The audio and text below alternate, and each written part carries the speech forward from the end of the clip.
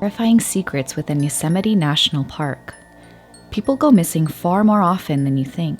Up to 600,000 people go missing every year in the US alone. The majority of these people are eventually found, sometimes dead, but usually alive. Most times they are found within 24 hours. But for others, they just simply vanish. What could happen to make someone disappear without a trace? Yosemite National Park is a US national park in California. The National Park Service oversees managing the 1,187 square mile or 759,620 acre park. It received the title of World Heritage Site in 1984. The park has a wilderness designation for over 95% of its area. A variety of plant and animals can be found in Yosemite. About 1 million years ago, glaciers formed at higher elevations, which eventually melted and moved downslope, cutting and sculpting the U-shaped valley that attracts so many visitors to its scenic vistas. The Yosemite Grant of 1864 established Yosemite as federally protected land. It was signed by President Abraham Lincoln.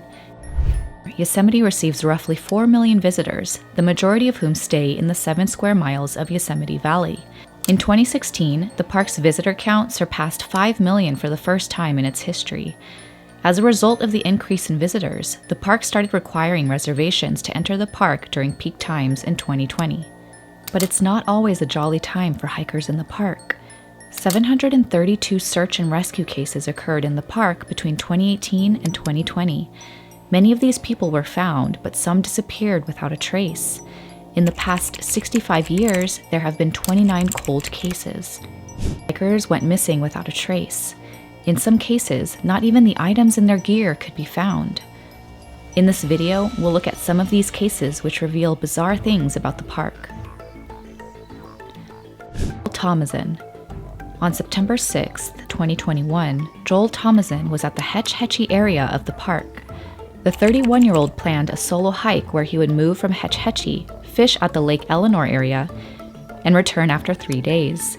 Thomason was seen by a park ranger on the first day of his hike near a steep section of O'Shaughnessy Dam. It is not known if anyone saw him after that. Thomason didn't return from his hike on the 9th of September as he had planned. He may have decided to extend his trip, but we can never know. The search party set out to find him, but after months of extensive searching, the party found no trace. Thomason was presumed dead, but till now, his body has not been found. It's like he just vanished. The laws in California can restrict the death certificate of a missing person for up to 5 years. Because of this, Thomason's wife could not claim his life insurance or Social Security. His case is listed as a cold case on the park's website. George Penka. George Penka was a 30-year-old man from Hawthorne, California. In 2011, he visited the park with his church group. The group was 80 in number. On Friday, June 17th, 20 members of the group, including Penka, were walking the trail at the Upper Yosemite Fall. The group separated at the top and returned to camp. When Penka's friends couldn't find him, they assumed he had returned on his own. Penka was the only member of the group who was unaccounted for. When he was last seen, he was wearing a black t-shirt with the letters D and B imprinted on the back.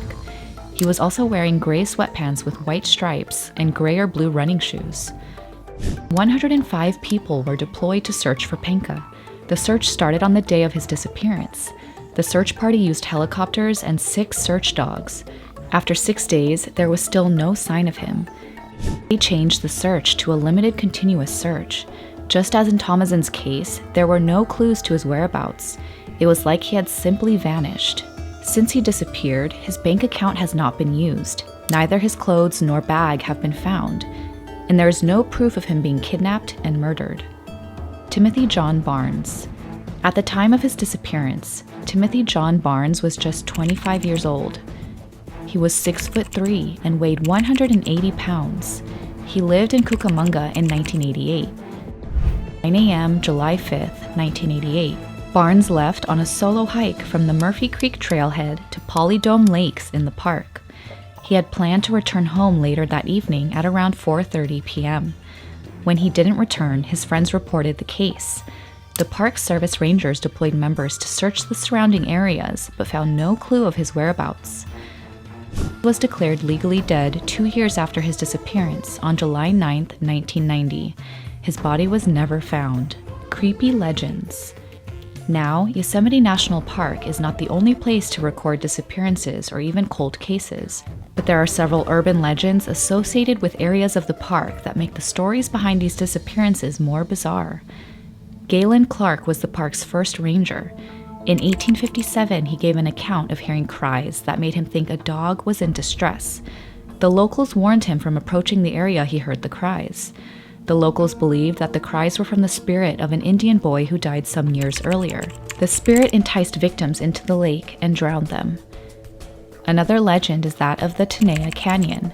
This canyon is believed to be the Bermuda Triangle of Yosemite. A chief known as Chief Tenaya placed a curse on the canyon after his son was killed during a battle against white prospectors.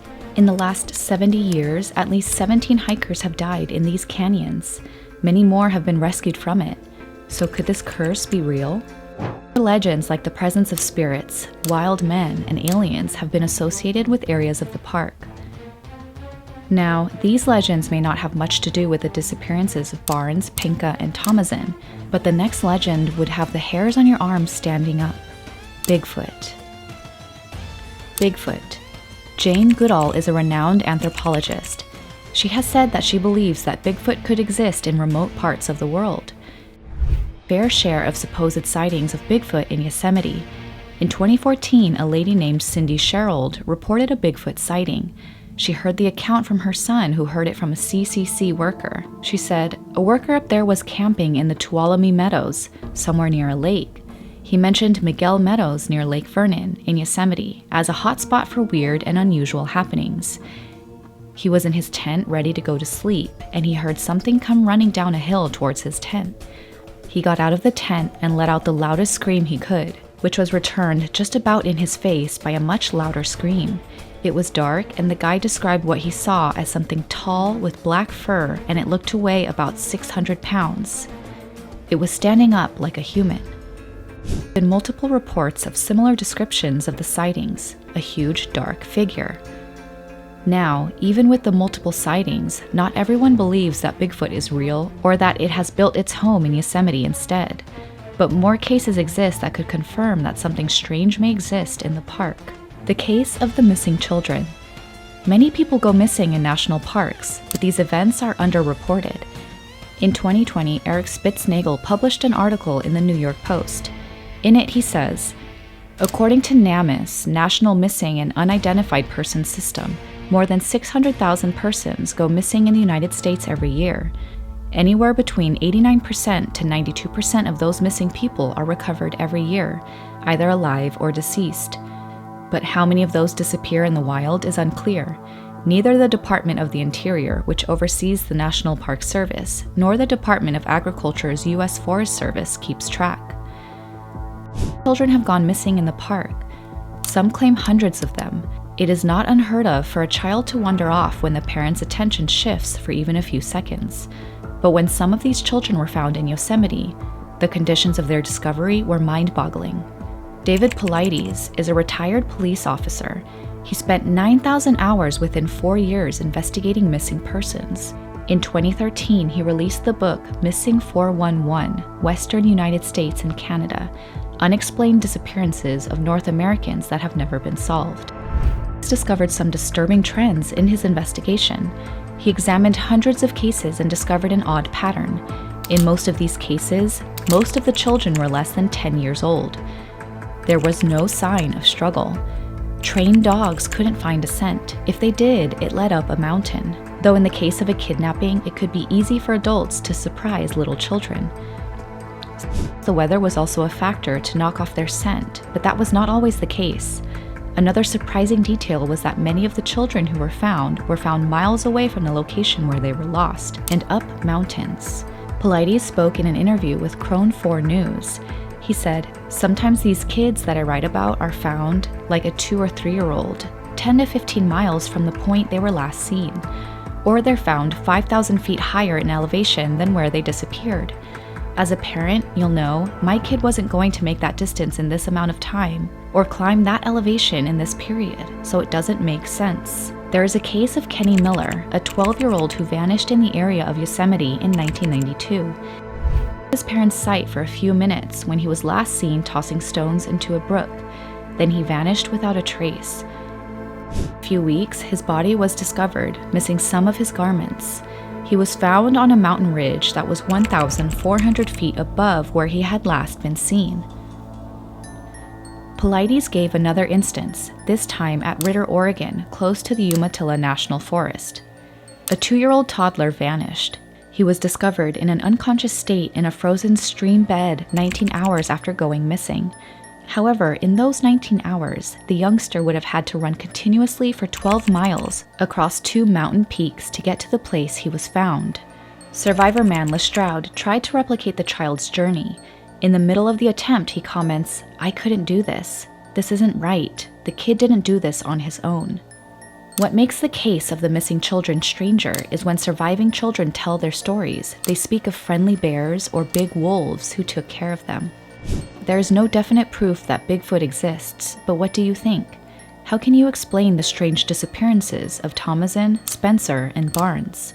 Why were no bodies or personal belongings ever found? Let us know in the comment section.